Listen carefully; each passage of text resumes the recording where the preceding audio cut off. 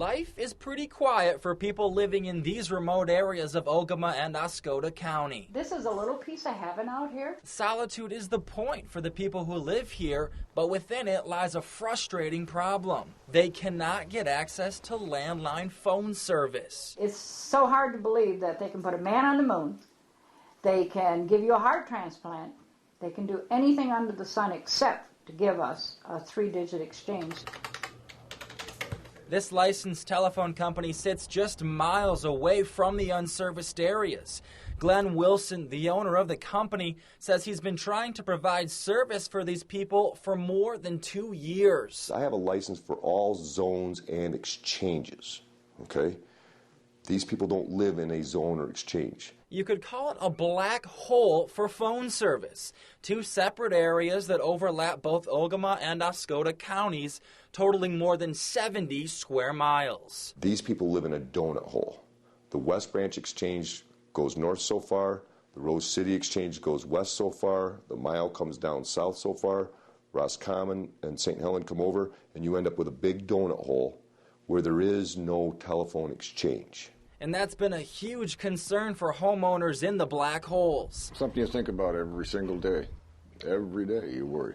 Many of the people out here are just like Dara and Stuart White, retirees dealing with the phone service fallout. At 69, there's a possibility that one of us or both of us may need an ambulance, and wouldn't it be nice if we could call one instead of sending up smoke signals? Now, I know what you're thinking. What about cell phones? Everybody's got them. But for the people living way out here, reception is spotty at best. We've got 2 of them in the house, and neither one will work. The Whites even spent money on this device that's supposed to boost cellular service, but say that hasn't helped them make a connection. You can't boost a signal if there is no signal. That's left them with no reliable way to call these guys. Ogama County 911, what is the address of your emergency? And a desperate concern for their well-being. With his cancer, pending cancer that keeps cropping up, and unfortunately my medical problems cropping up, yes, it's a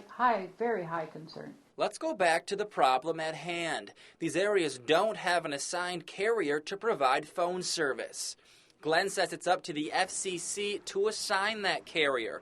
Problem is, he says the FCC wants the Michigan Public Service Commission to offer advice. The FCC says they're waiting for the state to give that advice.